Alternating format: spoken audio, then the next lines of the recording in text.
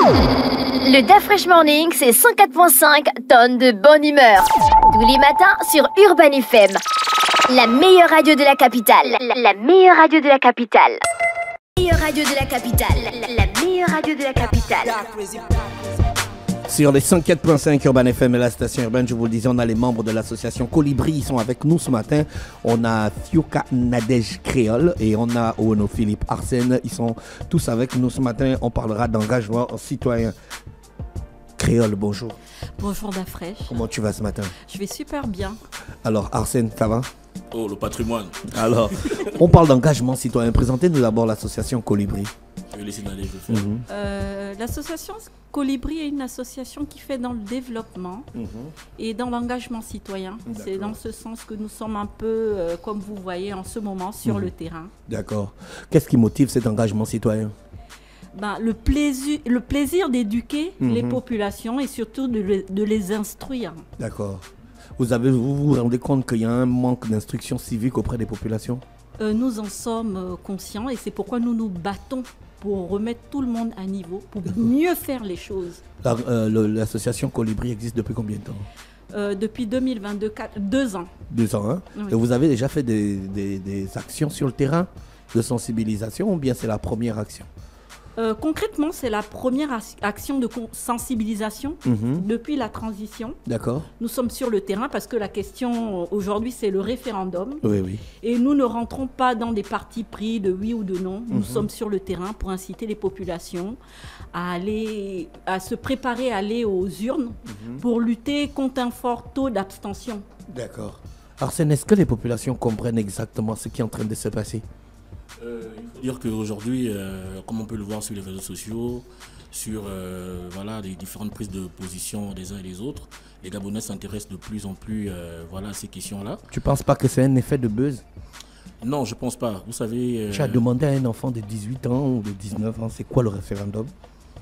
Il faut dire qu'aujourd'hui, grâce à l'excellent travail que les réseaux sociaux font, c'est-à-dire qu'on a la possibilité d'avoir accès au débat public, aux informations, les gens sont de plus en plus sensibilisés sur ces questions-là. Ils ont envie de participer à ces débats, ils posent des questions, beaucoup m'envoient parfois des messages inbox, ils veulent comprendre. Et justement, sur le terrain, nous avons pu nous rendre compte que parfois il y a la malinformation. D'accord. Il peut également y avoir une sorte d'esprit de se dire je suis dans un je sais que cette question ne me concerne pas parce que c'est les politiques et tout. Et voilà, nous sommes là sur le terrain dans les quartiers de Libreville, le 1er arrondissement, 3e, 4e, 5e et 6e arrondissement pour rappeler à tout le monde que ce sont des questions de citoyenneté, des questions qui doivent préoccuper tout le monde. Ce ne sont pas des débats qu'on doit seulement regarder de loin, regarder à la télévision ou simplement nous limiter à commenter ou à exprimer notre colère ou notre frustration. Nous devons prendre le courage de débattre sur ces questions-là, de nous intéresser d'abord. Toi qui vas sur le terrain, est-ce que tu t'es rendu compte que les Gabonais croient encore au vote? Est-ce qu'ils se disent que ma voix compte? Ou bien c'est juste que le politique a besoin de l'action et puis après il va se débrouiller lui-même? Tu sais qu'il y a quand même une crise de confiance dans ce sens. Il faut dire que nous sommes dans un processus. C'est-à-dire que si vous avez regardé, même depuis 2023, il y a de plus en plus d'engouement. Les Gabonais veulent voir les choses bouger. Oui. Et avec la transition, on estime que c'est une nouvelle opportunité. C'est l'opportunité de mieux faire, c'est l'opportunité de mieux s'engager, de montrer de l'intéressement aux questions qui sont publiques. Moi, je pense que de plus en plus de personnes sont intéressées. Même quand vous allez sur les réseaux sociaux, vous allez remarquer que beaucoup de personnes abordent ces questions-là. Ça veut dire qu'il y a vraiment un engouement et nous sommes là pour renforcer sur le terrain cet engouement-là, donner les bonnes informations, dire les choses comme elles doivent se faire, comment se préparer pour aller voter, qu'est-ce qu'un référendum, pourquoi on doit se préoccuper de ces questions, parce que comme on aime le dire chez les colibris, il n'y a pas une petite goutte d'eau, parce que si vous voyez l'histoire des colibris, du petit colibri, c'est l'histoire d'un feu de camp, un feu qui brûlait dans une brousse, et il y avait un petit oiseau, le colibri, qui faisait des allers-retours, allait prendre juste une petite goutte d'eau, venait la verser sur la forêt qui était en train de brûler. Et tous les animaux qui regardaient disaient, mais que fait ce petit oiseau? Mais il a répondu aux autres animaux, moi je fais ma part. je veux participer, je veux au moins poser une action, même si c'est vrai que cette flamme est plus grande que moi, mais je fais ma part. Et je pense que si nous sommes des milliers de personnes, des centaines de milliers de personnes à faire chacun notre petite part, on va pouvoir influencer la balance. Thioka Nadège, quelles sont les questions qui reviennent le plus souvent quand vous rencontrez les populations? Il faut dire la vérité, c'est que les populations, par rapport à l'histoire passée, sur les élections et tout ce qu'il y avait comme fraude, les gens sont inquiets. Ils disent, qu'est-ce qui prouve vraiment que cette élection va être en faveur du peuple? Ils veulent des garanties. Savoir que ça ne se passera pas comme avant, où il y a eu des fraudes et tout le reste. Et ce que je leur dis souvent, c'est que nous sommes en période de transition. Il n'y a jamais eu... On n'a pas connu cette période-là avant. Nous pouvons accorder le bénéfice du doute au sommet et voir et juger nous-mêmes après ça. Nous ne pouvons pas nous aventurer à dire on va avoir peur, il ne faut pas parce qu'on a triché, alors que celui qui est au sommet aujourd'hui, qui organise ce référendum, n'avait pas été là pendant les autres élections. D'accord. Comment vous expliquez aux gens le référendum? Expliquez-moi le référendum.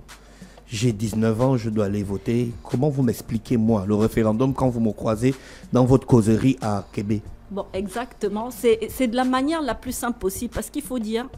nos populations ne sont pas forcément les plus instruites. Donc, il faut prendre les choses de la manière la plus simple. Ce que je dis aux populations, c'est que le référendum, c'est lorsque le sommet de l'État a besoin du point de vue de la population sur une question. En ce moment, il s'agit de la nouvelle constitution, des textes qui vont permettre à notre Gabon de fonctionner d'une nouvelle manière et qu'il faut qu'ils prennent conscience que c'est en allant donner leur voix qu'on saura réellement s'ils sont d'accord ou pas. Je tiens toujours à dire aux gens, dire non ne veut pas dire forcément qu'on n'aime pas le président. Dire oui ne veut pas dire qu'on l'aime. Parce qu'il s'agit là des textes qui vont éduquer toute une nation. Bon, je te réponds comme un enfant de 19 ans. Mais si les gens qui font la Constitution savent que c'est bien, pourquoi ils ont besoin de nos voix? Parce que, exactement, c'est un suffrage universel, on a besoin de tous. C'est un consensus, on a besoin de tout le monde. Parce qu'il peut arriver que les textes, la majorité qui a été prise, parce que c'était quoi? C'était d'abord le dialogue. Ces textes-là viennent du dialogue. Et si ceux-là n'étaient vraiment pas conformes à ceux du peuple, à la volonté du peuple, c'est par ce référendum qu'on saura, en fait. D'accord. Arsène, tu voulais ajouter quelque chose? Oui, rajouter d'Afresh que ce n'est pas la première fois qu'on fait un référendum au Gabon. On a déjà eu des questions référendaires. Et également, ce n'est pas la première fois qu'on modifie la Constitution. Ça, c'est clair. Ça s'est toujours fait. Voilà. Il y avait des matins où on se réveillait. Et puis la Constitution était modifiée. On nous dit, bon voilà, hier, on a réuni les députés ou bien on a décidé comme ça, la Constitution va être modifiée. Et ces différentes modifications, on n'a jamais pris le pouls de la population. On n'a jamais demandé aux Gabonais exactement ce qu'ils pensaient. Aujourd'hui, c'est un référendum. On leur pose des questions. On leur demande s'ils sont d'accord avec ce qui se fait. Je pense que c'est une aubaine. Voilà pourquoi on dit que c'est une période de transition qui est une opportunité. Il faudrait vraiment que les populations maintenant elles-mêmes saisissent cette opportunité pour exprimer ce qu'elles ont dans le cœur après avoir mûrement pris connaissance de ces textes, différents textes qui sont... Et comment ça se passe souvent vos rencontres? Elles se passent bien?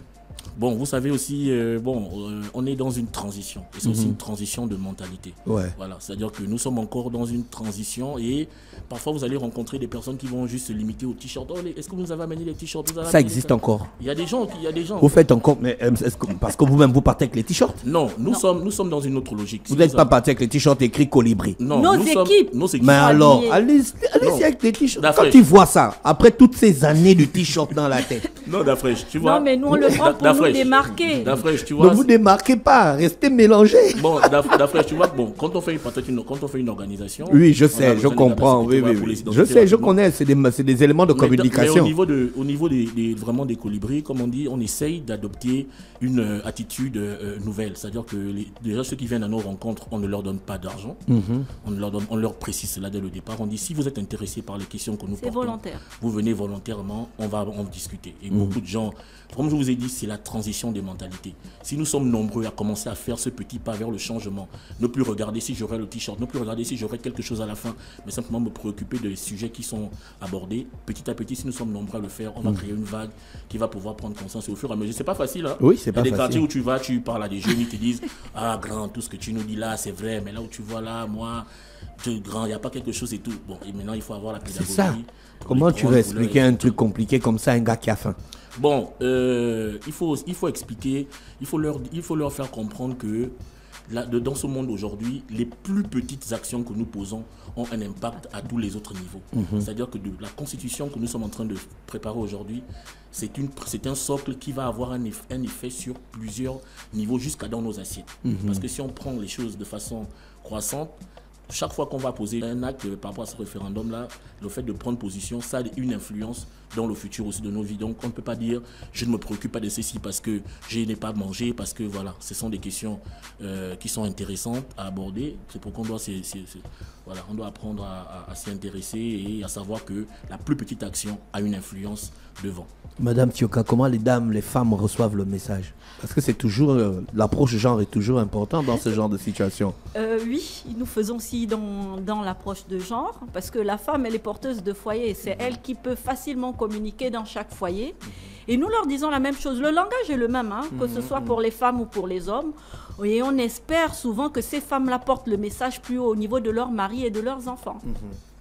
Et ça se passe très bien, elles comprennent, parce que j'aurais dit, aujourd'hui c'est vrai, certains se plaignent, la transition ne va pas tout faire en une année, soyons. Mais je leur dis toujours, si vous voulez que le résultat soit là dans 40 ans, c'est maintenant qu'il faut commencer.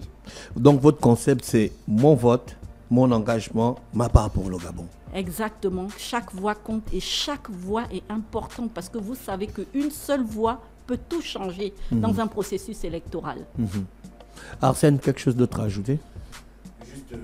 Voilà, dire que nous continuons avec l'équipe des Colibris. Vous allez les croiser dans les différents quartiers de Libreville. Nous avons une page. Votre campagne va durer combien de temps? Votre campagne d'éducation? Parce que là, vous n'êtes pas en campagne pour le oui ou pour le non. Voilà, vous êtes juste en campagne de sensibilisation sur le vote. Hein? Voilà, nous faisons de la sensibilisation sur le vote. Et notre campagne va durer jusqu'aux élections. Jusqu'aux élections. On va continuer à être dans les quartiers de Libreville. On a une page Facebook, Association Colibri. Nous avons également un siège qui est adhéré à la prison. Nous avons des équipes qui sont sur le terrain et sur les différentes pages où vous aurez toutes les informations nécessaires. On a également une chaîne WhatsApp sur laquelle on partage les informations. Donc on va continuer dans les quartiers de Libreville à sensibiliser et adhérer à notre association. Et oui, comment faire pour adhérer à votre association? S'ils vont sur la page, ils auront toutes les informations, ils peuvent remplir en ligne et puis rentrer en contact avec nous. Toutes les informations sont sur la page Facebook. Vous n'avez pas de dépliants pour les populations ou bien pour les personnes? Nous travaillons avec des prospectus que nous remettons, et puis lors des causeries, nous faisons remplir des fiches d'adhésion. Nous sommes très proches des populations et ça se passe super bien. Le siège de Colibri, c'est où? Derrière la prison. D'accord. Vous êtes ouvert à tout moment? Les gens peuvent continuer à venir prendre des informations là-bas sur place? Bien sûr, c'est ouvert à tout moment. Ok. Vous êtes déjà à quel niveau de votre campagne? Vous avez déjà fait combien de quartiers, combien d'arrondissements? Alors, nous sommes départagés. Nous sommes au premier arrondissement. Ah, vous avez plusieurs équipes. Voilà. Elles vont sur le terrain en même temps? Sur le terrain. On fait beaucoup de porte-à-porte en semaine et des causeries chaque samedi dans le premier arrondissement, le 5e arrondissement, le 6e arrondissement. Ah, d'accord. Donc, hormis les causeries, vous faites du porte-à-porte? Du porte-à-porte. Et comment les gens vous reçoivent? Ils acceptent que vous rentrez dans leur maison? Mais moi, pour avoir l'habitude des porte-à-porte, je vous assure que depuis la transition, les gens sont beaucoup ouverts aux discussions. Aux discussions citoyennes. Oui, exactement. Ils sont très engagés d'ailleurs. Oui. Il y a aussi, si je me permets d'afraîche, l'attitude qu'on adopte vis-à-vis des personnes. C'est-à-dire qu'aujourd'hui, il faut comprendre que nous sortons d'une période vraiment très difficile, une période sensible que certains estiment être difficile. Donc quand vous venez vers des Gabonais, il faut avoir l'attitude nécessaire pour pouvoir leur parler. Il ne faut pas les prendre pour, c'est pas des demeurés, c'est pas des gens à qui il faut venir dire vous allez aller répéter ceci ou répéter cela. Ils veulent comprendre les choses, ils veulent poser des questions, ils veulent qu'on leur explique les choses de façon claire. Voilà pourquoi nous avons adopté une attitude pédagogique. Nous parlons, nous donnons les informations nécessaires et nous incitons les Gabonais à aller s'informer eux-mêmes sur le document de projet de loi de constitution pour qu'ils puissent eux-mêmes être outillés pour faire le bon choix. Il y a certains qui ont déjà lu le projet. Voilà, certains ont lu le projet. Ils vous ont exposé leurs problématiques. Voilà, il y a toujours des... Vous savez, tu sais, la fraîche, on ne pourra pas faire une constitution qui va faire plaisir à tout le monde. Qui va faire l'unanimité. Qui va faire l'unanimité. Chacun a son avis là-dessus. Nous essayons de respecter les différents avis. Il y a aussi beaucoup de gens qui ont des mauvaises informations ou encore qui ont une approche... Voilà, il y a il y a certains articles qui demandent vraiment d'avoir de la connaissance technique pour pouvoir les expliquer. Comme il y a d'autres personnes qui ne connaissent pas, qui se limitent à dire aux gens des choses comme ça en surface, et puis les gens se posent des questions. Il faut aussi avoir l'honnêteté quand tu ne comprends pas un article, de reconnaître que bon, je ne peux pas vous l'expliquer, mais je vais faire appel à quelqu'un de mieux outillé qui pourra bien expliquer qu'est-ce qu'un régime présidentiel, qu'est-ce que voilà. Et puis comme ça, quand les gens ont toutes les informations, ils se disent ah mais bon, moi je ne comprenais pas ça comme ça. Donc vraiment, nous faisons appel aussi à des techniciens, à des juristes qui essayent qui nous préparons également actuellement un document qui va permettre aux gens d'avoir un certain petit résumé des différents articles et qu'est-ce qui va changer dans la Constitution. Ils pourront avoir ce petit dépliant là pour pouvoir se faire leur propre idée. Au-delà du référendum, vous allez continuer vos activités? Toujours, parce qu'à part la sensibilisation... Parce que vous savez que quand il y a les événements comme ça, il y a beaucoup d'associations qui naissent de nulle part. Hein. On connaît ça. Oui, non, on connaît ça. C'est vrai. On est habitué quand même. C'est vrai, on en est conscient. Mais voilà, on va essayer, on a des activités autres. Hein. On est également dans la protection de l'environnement, on fait également beaucoup dans le social, dans l'aide à l'autonomisation, dans des campagnes de sensibilisation. On va poursuivre ces activités-là et toujours insister parce que la base d'abord de toute chose, comme j'aime le dire, la politique ou les questions citoyennes, on doit s'y intéresser parce qu'elles sont le socle. Si le fondement est bien posé, toutes les autres questions vont trouver des solutions. D'accord. Madame Fioka et Monsieur Oné, on vous remercie d'avoir accepté notre invitation. Merci. On vous souhaite de passer une bonne journée à l'écoute des programmes de Urban FM. Merci le patrimoine. Le DAF Fresh Morning, c'est 104.5 tonnes de bonne humeur. Tous les matins sur Urban FM. La meilleure radio de la capitale. La meilleure radio de la capitale.